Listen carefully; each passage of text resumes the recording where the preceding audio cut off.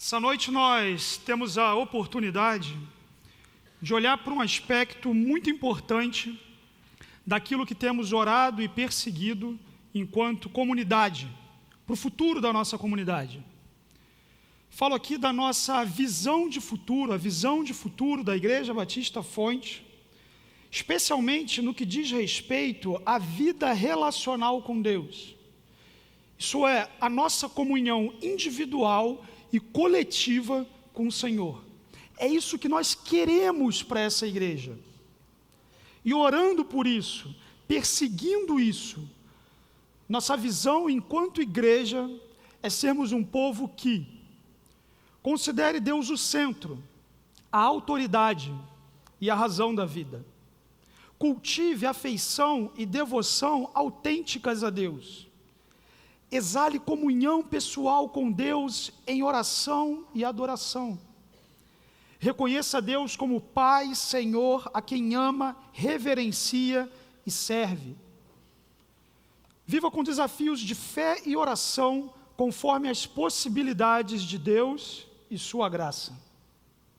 Que contribua alegre, generosa e sacrificialmente em resposta à grandeza de Deus e seu amor. E que cultue com adoração e promova ensino atraente, atual e agradável pela presença de Deus. Com muita oração, irmãos, com temor ao Senhor, essa é a igreja que queremos ser, essa é a nossa visão, aquilo que nos dedicamos a ser, para onde caminhamos, aquilo que deve também caracterizar cada um de nós. No entanto, para que essas coisas não sejam simplesmente palavras registradas num slide ou num documento, mas sim a expressão da vida de Deus em cada um de nós, a minha intenção nessa manhã, nessa noite, é olhar para a palavra de Deus, para a epístola aos Hebreus, e apresentar 3 encorajamentos para vivenciarmos um relacionamento frutífero com Deus. 3 encorajamentos que, uma vez vivenciados por nós, experimentados por cada um de nós, nos encaminham em direção àquilo que, como igreja, temos olhado, pensado e caminhado para a glória do Senhor. O primeiro desses encorajamentos: confie no poder do Evangelho. A palavra do Senhor nos diz em Hebreus capítulo 10, a primeira parte do versículo 19. Portanto, irmãos, temos plena confiança para entrar no Santo dos Santos. Esse texto que a gente acabou de ler, ele começa com um portanto, que conclui uma série de argumentos iniciada no capítulo 8 e que apresenta como todo ritual, símbolos, culto, sacerdócio, sacrifício do Antigo Testamento apontavam para a realidade que agora vivemos. A realidade de um relacionamento com Deus, por meio da fé, baseada no sacrifício de Jesus por cada um de nós. Pode ser que, para alguns de nós, o impacto inicial de um texto como esse não seja sentido de imediato. Isso é, quais são as implicações de se ter plena confiança para entrar no Santo dos Santos? Mas para essa audiência original, aqueles que primeiro receberam essa carta, ouvir algo desse tipo era simplesmente revolucionário, era fora do comum. Talvez até alguns tomariam uma orientação dessa como loucura. Entrar no Santo dos Santos, com confiança. O Santo dos Santos, irmãos, não é um lugar qualquer, não é um cômodo qualquer, que qualquer um chega quando quiser, do jeito que quiser. Acompanhe comigo essa imagem. Esses 3 cômodos, eles apresentam a orientação do Senhor para a construção do tabernáculo e que posteriormente foram migradas para a estrutura do templo do Senhor. Nós temos 3 ambientes ali, 3 cômodos. O primeiro deles, chamado átrio, esse grande pátio. Nesse lugar, os israelitas, o povo de Deus, tinha acesso. Eles poderiam estar naquele ambiente, eles poderiam entregar seus sacrifícios aos sacerdotes, observar algumas ministrações sacerdotais, eles poderiam ter confiança para estar num lugar como esse. Eles eram bem-vindos ali. No entanto, se eles olhassem logo à frente, eles se deparariam com uma cortina, guardando e protegendo um segundo ambiente, do qual eles já não podiam entrar. Esse chamado santo lugar. Aqui já não é qualquer um, mas tão somente os sacerdotes, pessoas de uma tribo específica, Levi, tendo se purificado, tendo oferecido sacrifício ao Senhor, eles ofereciam perpetuamente adoração a Deus, acendiam incenso, mantinham o fogo aceso, trocavam os pães da proposição, mantinham aquela estrutura. Somente eles, tão somente eles. Seria loucura e transgressão qualquer um que não fosse um sacerdote ousar encaminhar-se em direção ao santo lugar. Mas mesmo esses sacerdotes, naquele ambiente, ao olhar para frente, se deparariam ainda com uma outra cortina. Essa, nos tempos do rei Herodes, ainda maior, imensa, uma grossa cortina com 18 metros de altura, 12 centímetros de espessura. Uma cortina tão grossa e tão imponente, que a tradição aponta que, se você a esticasse e colocasse e amarrasse uma ponta de cada lado em touros e os mandasse correr em direções opostas, ela não se rasgaria. E atrás dessa cortina, esse local, então, o Santo dos Santos, ou o lugar santíssimo, símbolo máximo da presença de Deus no meio do povo, da sua santidade. Ali ficava a Arca da Aliança, dentro dela as tábuas da lei, o maná, a vara de Arão que floresceu, expressões da fidelidade de Deus no meio do povo.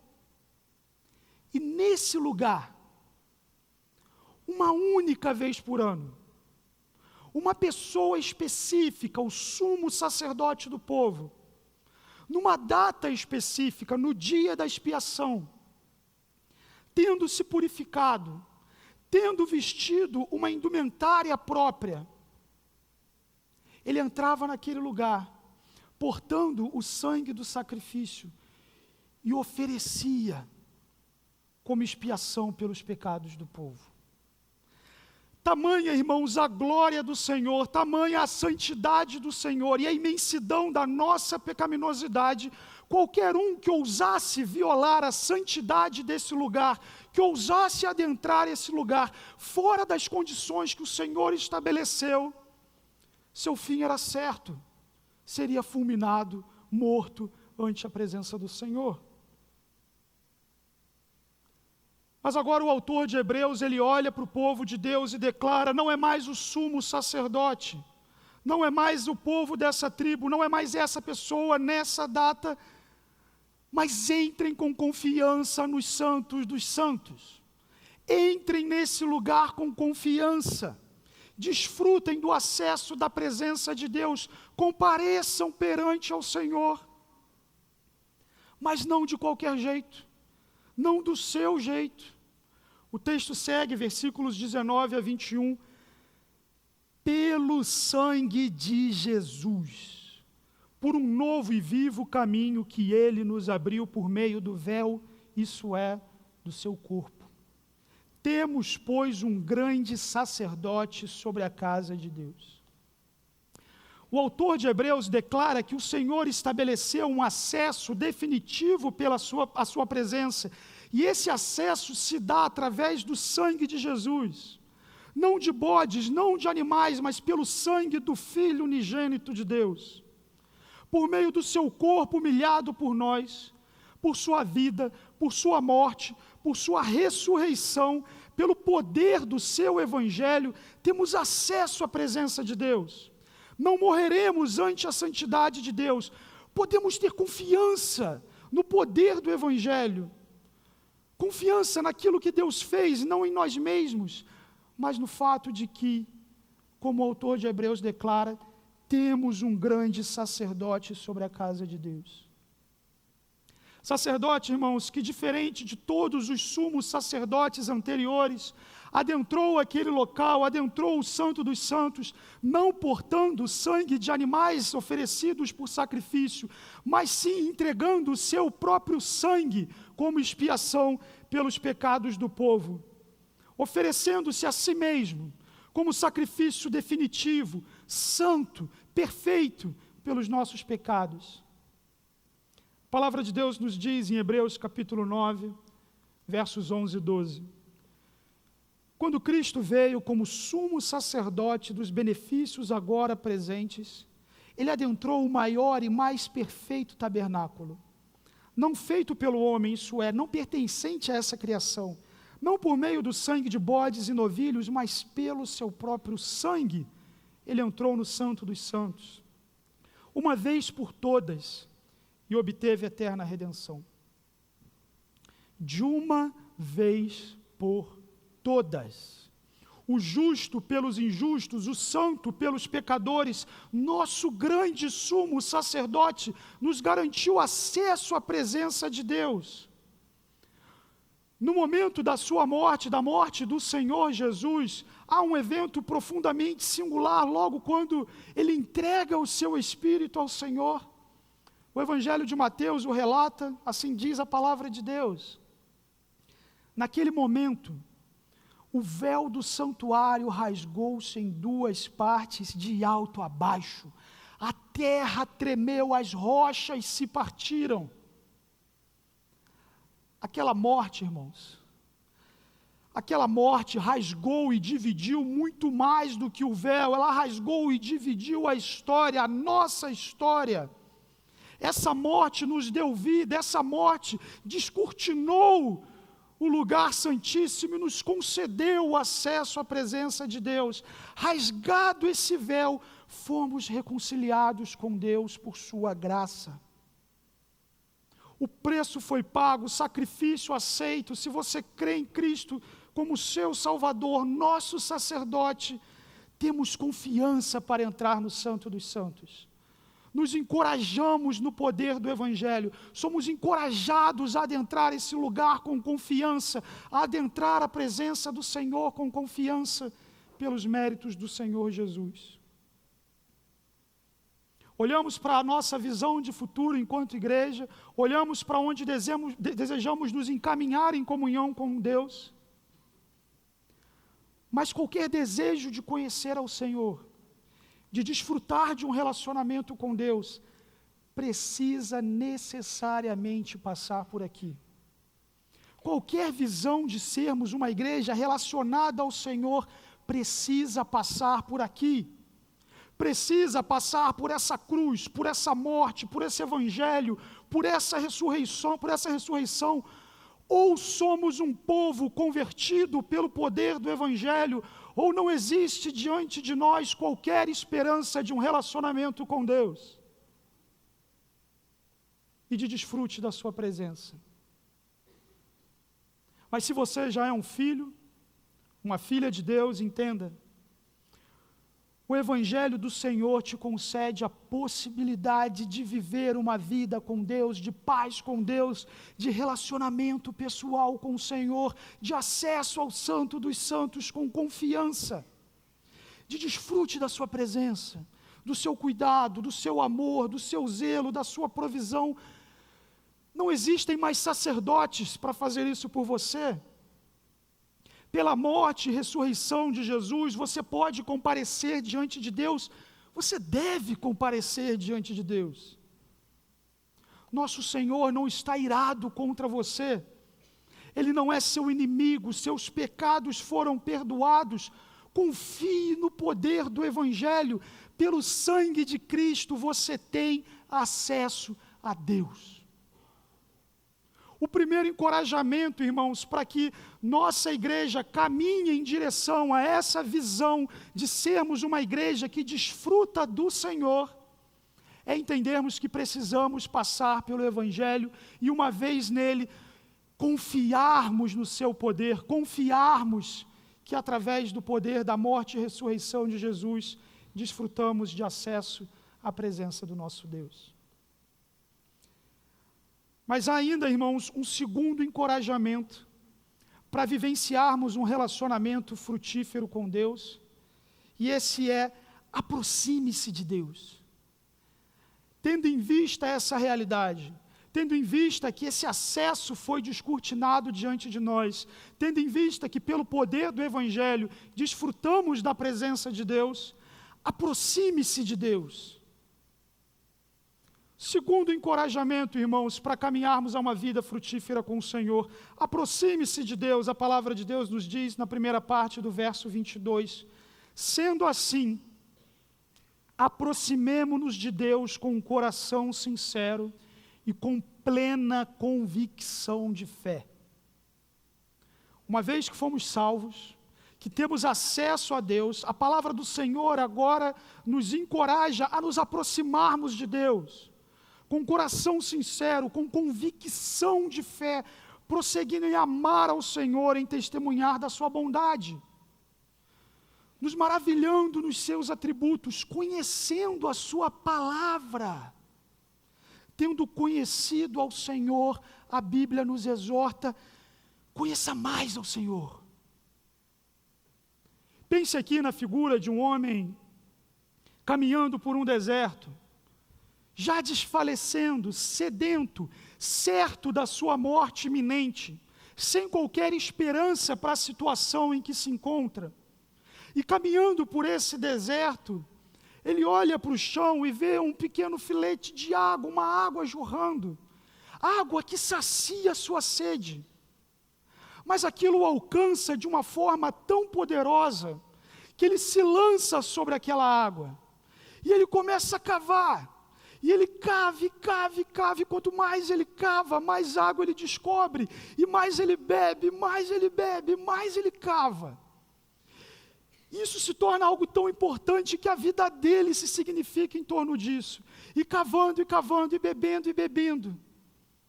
Chega o dia que esse homem, de sedento prestes a morrer, contempla diante de si um grande oásis. Essa, irmãos, é a vida daquele que conhece ao Senhor e continua se aproximando do Senhor. Veja, irmãos, somente em Hebreus, o Senhor é descrito como Deus Criador, como fiel às suas promessas. O Senhor Jesus é descrito como superior a Moisés, superior aos anjos, superior ao sacerdócio, superior a sua aliança é superior, sua obra é superior à antiga, ele é superior a tudo aquilo, ele é supremo, ele é exaltado, é glorioso. As Escrituras, irmãos, consistem num grande oásis e manancial de revelação a respeito de quem Deus é. Nela, nós aprendemos sobre o Deus que vê, sobre o Deus presente, a minha bandeira que conduz seu povo, o Deus altíssimo, o grande eu sou, o Senhor que guia, o Deus zeloso. Na palavra do Senhor vemos as suas obras, seus feitos poderosos, aprendemos e provamos da sua fidelidade, do seu amor, conhecemos ao Senhor. Mas não somente isso, vivendo uma vida com Deus em obediência e conhecimento do Senhor, provamos do Senhor. Vivemos uma vida com Deus que apresenta um aprendizado constante em desfrute de quem Ele é. Em oração, em perdão, em restauração, em serviço, provando do seu amor, provando da sua disciplina e correção, em restauração, adorando ao nosso Deus. Vivemos, irmãos, uma vida em permanente conhecimento do Senhor. A W. Tozer diz: encontrar-se com o Senhor e mesmo assim continuar a buscá-lo é o paradoxo da alma que ama a Deus. Então aproximem-se de Deus, irmãos. Contemplem ao Senhor, contemplem o seu amor por nós. Esse acesso foi descortinado ao preço do sangue de Jesus. o acesso ao santíssimo lugar, ao santo dos santos, e agora a palavra de Deus declara: adentre, aproxime-se, conheça mais, aprofunde-se. Em um mundo corrupto e violento, se aproxime do Senhor em oração e leitura da sua palavra, e contemple a sua ira e a sua justiça, e os seus olhos que percorrem toda a terra, os justos e os injustos, dos quais nenhum pode se esconder, ele os vê a cada um e a todos, e nada passa impune frente à sua glória e santidade. Aproximem-se de Deus, irmãos. Nas incertezas e ansiedades da vida, conheça a bondade e provisão de um Deus soberano que tem a história nas suas mãos.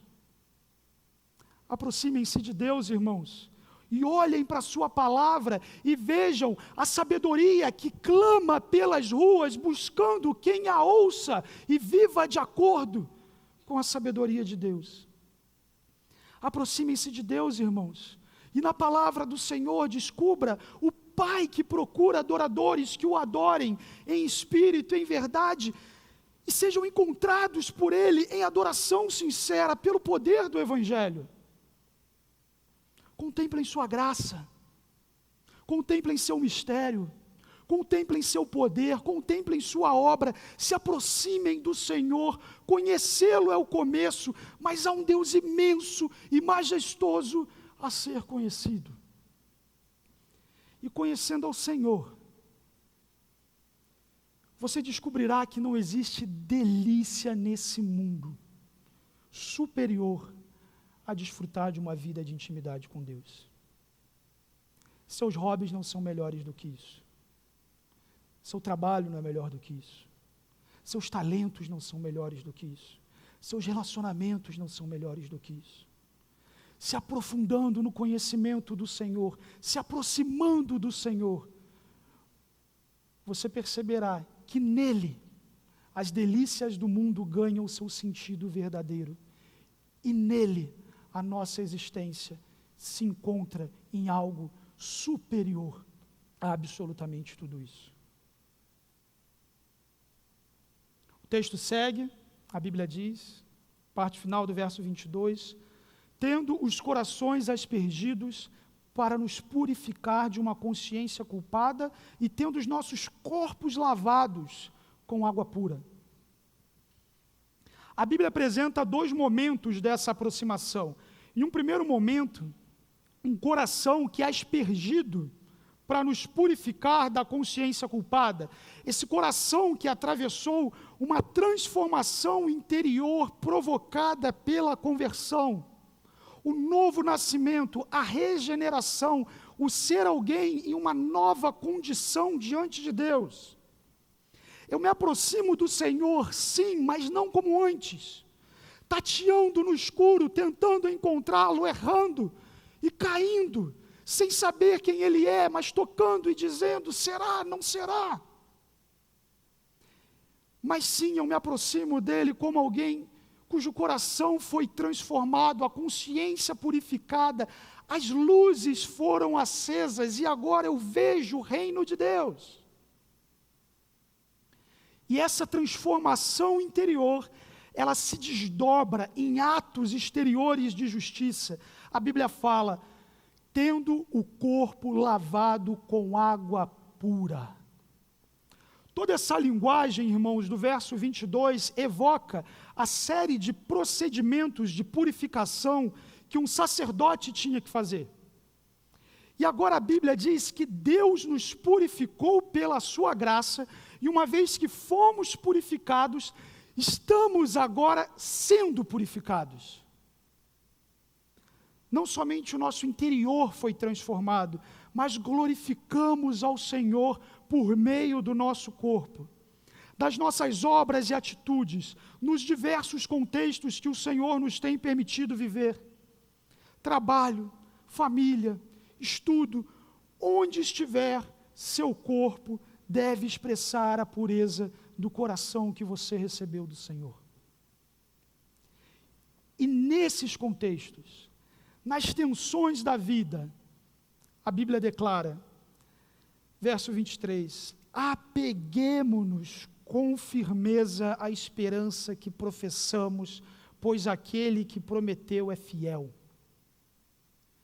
A igreja, irmãos, destinatária dessa carta, ela se encontrava em intensa perseguição, possivelmente debaixo do imperador Nero, que chegou ao cúmulo de incendiar Roma e culpar os cristãos. E como se não bastasse, a todas as tensões em ser um judeu convertido e agora membro da Igreja de Cristo. E associa ainda a isso todas as tentações e provações pertinentes a todos os cristãos. Frente a isso, frente a todo esse cenário, o autor de Hebreus declara: se apegue com firmeza à esperança, guarde com força, agarre, retenha, tome para si, não deixe ir, retenha. Esse evangelho que cremos, o evangelho que nos deu confiança para adentrarmos a presença de Deus, esse evangelho é algo que a palavra de Deus diz: você deve reter, você deve se apegar. A esperança da ressurreição futura, a compreensão do perdão dos meus pecados, dos seus pecados, o desfrute já presente da vida com Deus, frente à dor, frente à morte, frente à perseguição, à doença ou mesmo à tentação, não temos outro a quem nos apegar, não temos outro a quem recorrer, nos apegamos àquele que é fiel, nos apegamos às suas promessas, nos apegamos ao evangelho que ele nos entregou, na esperança de que, como Paulo declara em Romanos capítulo 8, versículos 38 e 39, pois estou convencido de que nem morte nem vida, nem anjos, nem demônios, nem o presente, nem o futuro, nem quaisquer poderes, nem altura, nem profundidade, nem qualquer outra coisa na criação será capaz de nos separar do amor de Deus que está em Cristo Jesus, nosso Senhor. Nisso nos apegamos e nisso temos convicção e segurança no Deus que é fiel e no seu amor que não nos deixará. Se apeguem a essa esperança, irmãos. Aproximem-se do Senhor, o Deus que nos salvou é fiel.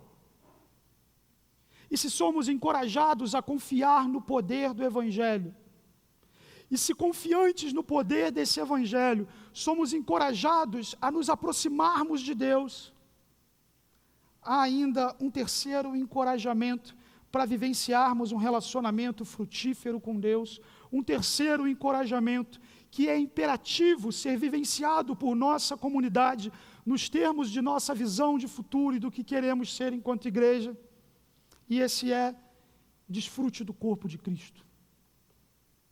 Desfrute do corpo de Cristo. A palavra de Deus nos diz no verso 24: e consideremo-nos uns aos outros para incentivar-nos ao amor e às boas obras. A palavra de Deus nos apresenta duas ações. A primeira diz respeito a prestar atenção, notar, perceber, olhar para a comunidade, não entendê-la como simplesmente algo que acontece, mas como pessoas congregadas aqui pelo Senhor, e notá-las, saber quem são, participar da vida delas, conhecê-las. A palavra do Senhor nos orienta a que a gente olhe para a comunidade e vejamos aqueles que o Senhor tem congregado juntamente a nós, que conheçamos essas pessoas, que a gente note essas pessoas, que ao vir para esse ambiente, que ao nos reunir como igreja, que ao participarmos de diversas programações, consideremos uns aos outros, olhemos para as pessoas que se encontram nas nossas proximidades e que a gente anote. Já num segundo momento, o Senhor nos diz que essa atenção necessária no corpo de Cristo, esse ato de notar o outro no contexto do corpo de Cristo, ele visa o mútuo incentivo ao amor e às boas obras. notamos e percebemos pessoas no corpo de Cristo, não simplesmente porque somos simpáticos e queremos conhecer pessoas, mas o fazemos porque, como igreja, nós mutuamente nos exortamos à fidelidade ao Senhor, à obra do Senhor, ao amor ao Senhor. A palavra que aqui foi traduzida como incentivar, ela tem a ideia de uma incitação com insistência. Em alguns contextos, ela poderia até mesmo ser traduzida como irritação.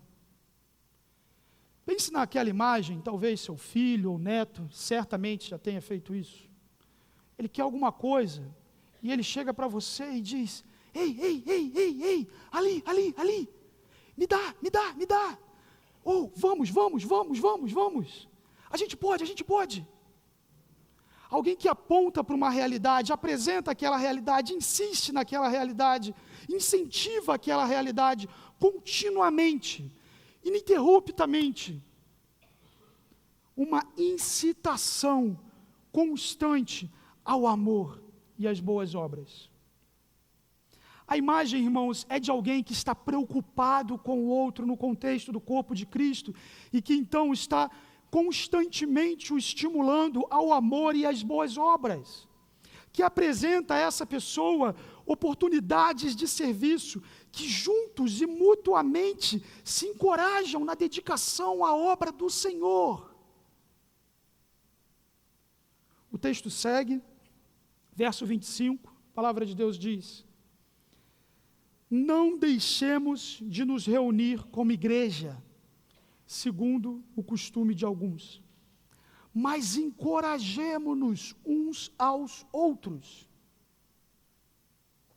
A gente com frequência tem os nossos motivos para deixar de nos reunir, para deixar e, de certa forma, abandonar com frequência por um longo período de tempo a reunião do corpo de Cristo.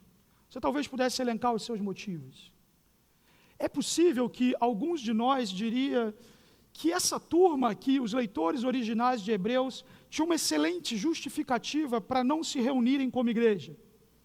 Já falamos aqui, era uma igreja debaixo de perseguição. Cada um sair do seu ambiente, se reunir como igreja num local, toda essa movimentação os colocava debaixo de um risco real, de que aquela reunião, ou mesmo o percurso para aquela reunião, fosse interrompida pelas forças do Estado, e eles ali fossem mortos, presos, torturados, tendo seus bens retirados pelo poder do Estado. Se movimentar para se reunir como igreja, para aquela turma, tinha um risco real de se tornarem alvos dos seus perseguidores e, eventualmente, pagarem com a sua própria vida.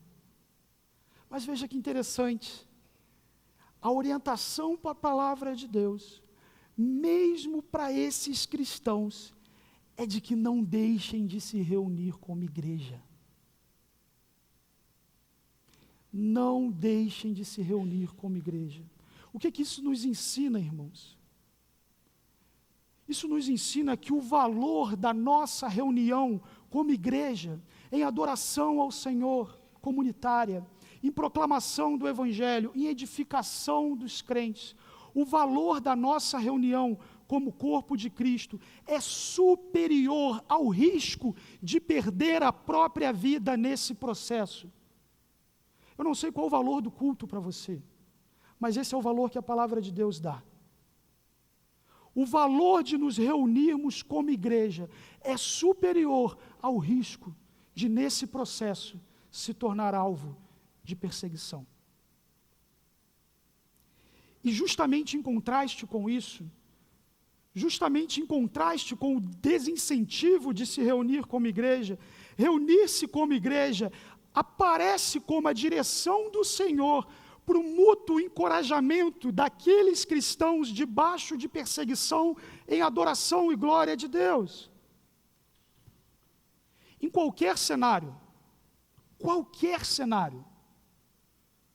mas especialmente num cenário de crise, a pior decisão que um cristão poderia tomar seria deixar de se reunir como igreja, se afastar do corpo de Cristo. Uma vez fazendo isso, em qualquer cenário, mas em especial num cenário de crise e perseguição, uma vez fazendo isso, deixando de se reunir como igreja, esses cristãos saem debaixo da esfera onde a exortação acontece, onde a edificação acontece, onde o corpo de Cristo mutuamente se edifica. E saindo debaixo da esfera da exortação e da edificação, há para esse cristão um caminho certo. E esse caminho é um caminho de esfriamento e de imaturidade. Ao invés de se aproximar do Senhor, distanciar-se de Deus. Crente, salvo, alcançado pela graça, com um tesouro de fé diante dele, mas escolhendo viver na miséria do pecado, distante da presença de Deus, com suas próprias justificativas. A Bíblia então nos diz: encorajem-se, corpo de Cristo, encorajem-se. E de que forma? Anunciem a palavra de Deus uns aos outros, orem uns pelos outros, sirvam uns aos outros, sustentem, amem, edifiquem, protejam, cuidem, sejam presentes, notem, encorajem-se mutuamente.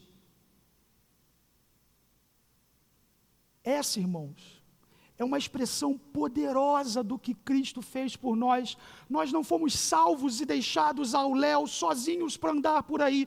Fomos sim salvos pelo poder do Evangelho e inseridos na família de Deus, no corpo de Cristo. Somos irmãos e irmãs, amamos e servimos ao mesmo Pai. Recebemos da parte do Senhor dons que devem ser ministrados para a edificação de outras pessoas.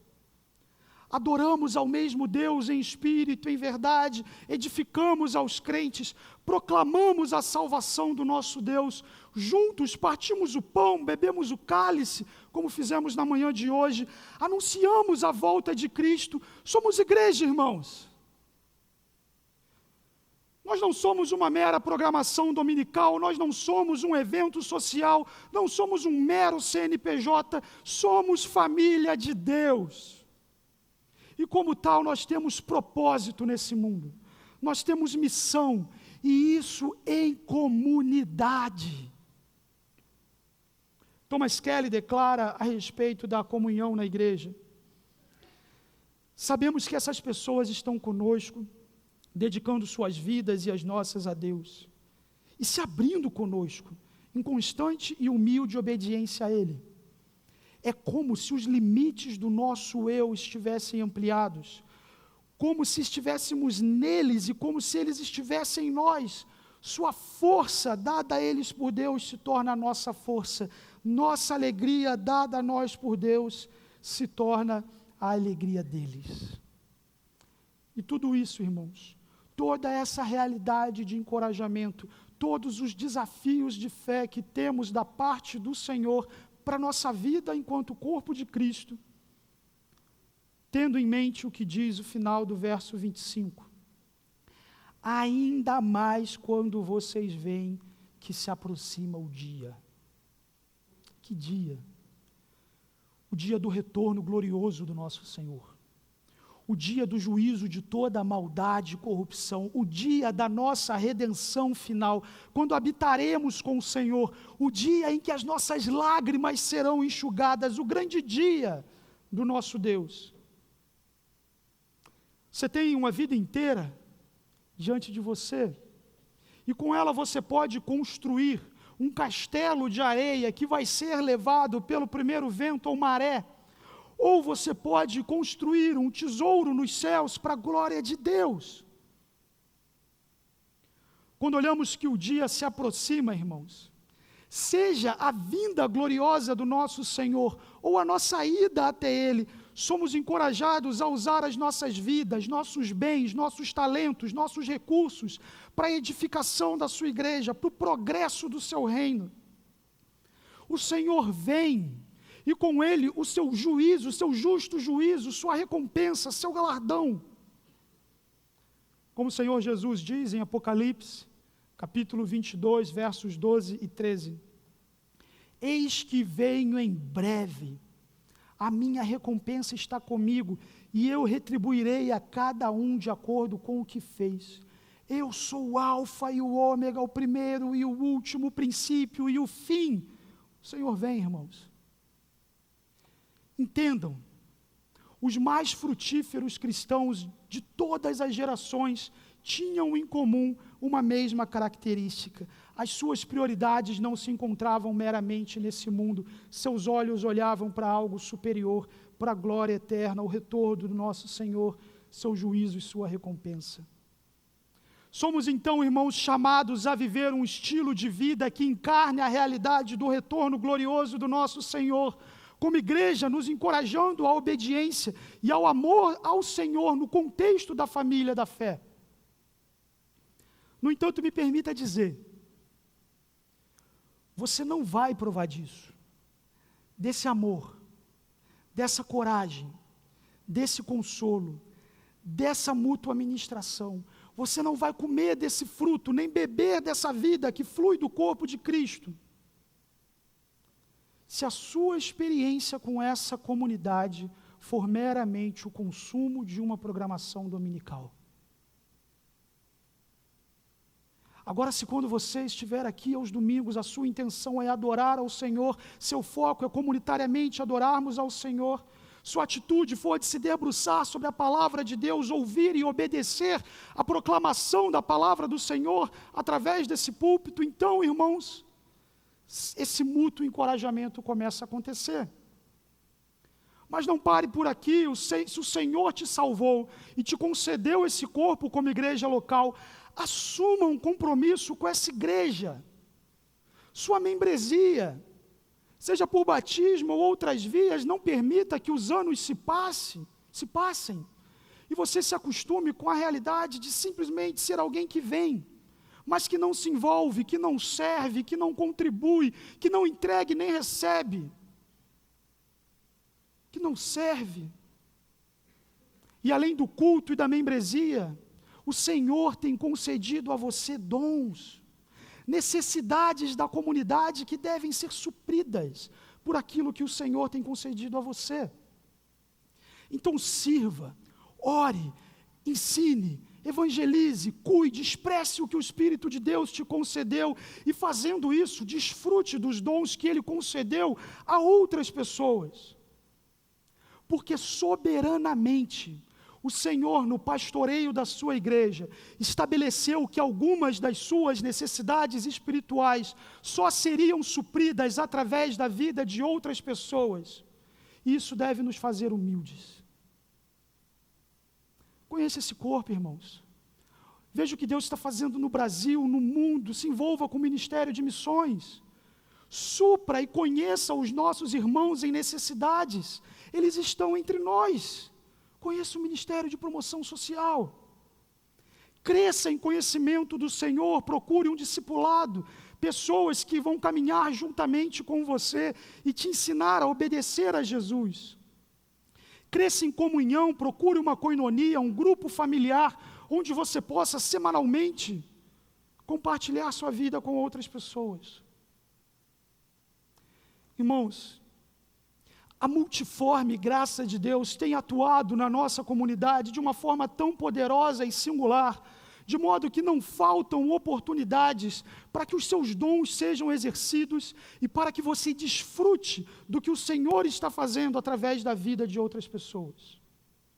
O que faltará, e sempre faltará, é uma justificativa para alguém por quem Cristo morreu. Escolha viver uma vida voltada somente para si e não viver tudo aquilo que o Senhor deseja fazer através da sua igreja. Concluindo, irmãos, a palavra do Senhor nos encoraja a vivermos individualmente e em comunidade uma vida diante de Deus, e é isso que, como igreja, temos em termos de visão de futuro.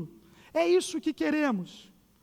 Podemos e devemos confiar no poder do Evangelho, no acesso que o Senhor Jesus nos concedeu ao preço do seu próprio sangue.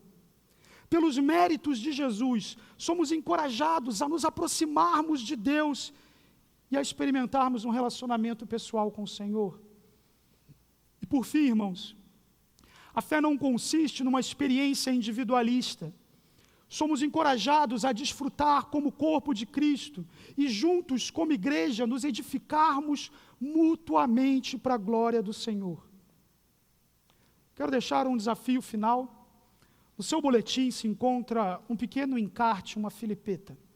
Nela estão escritos os pontos da visão de futuro da Igreja Batista Fonte. Não deixe para amanhã. Faça isso hoje, 30 minutos que talvez você dedique para isso. Reflita no que foi colocado como encorajamento nessa noite.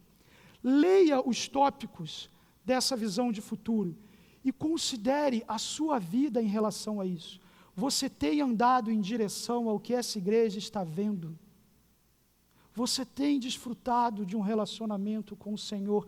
Avalie diante do Senhor e, tendo essa avaliação, expresse gratidão ao Senhor e se envolva diretamente com Ele, com a igreja, naquilo que você identificar através do Espírito de Deus como necessidades espirituais na sua vida. Olhe para esses 3 encorajamentos, irmãos, e entenda, é desejo de Deus que vivamos um relacionamento genuíno com Ele. Vamos orar? Senhor, nós somos gratos a Ti pelo ato soberano do Senhor que nos garantiu acesso à Sua presença. Somos gratos pela presença do Seu Espírito em nós, que nos direciona a vivermos individual e comunitariamente uma vida de desfrute da Sua presença. Te louvamos por essa igreja, pelo privilégio que é nos reunirmos e Te amar em comunidade. Clamamos para que o Senhor nos edifique e nos use para a glória do Senhor. Te louvamos, ó Deus, e Te amamos. Em nome de Jesus. Amém.